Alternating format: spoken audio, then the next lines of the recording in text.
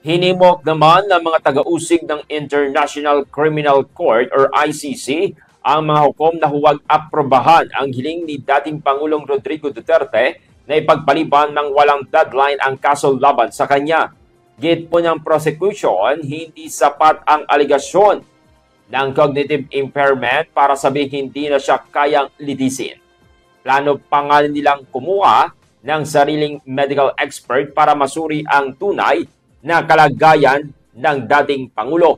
Dagdag nila ang pagiging fit to stand trial ay nakabase sa kakayahan ng akusado na maintindihan ang naturang kaso, suriin ang ebidensya at makapagbigay direksyon sa abogado.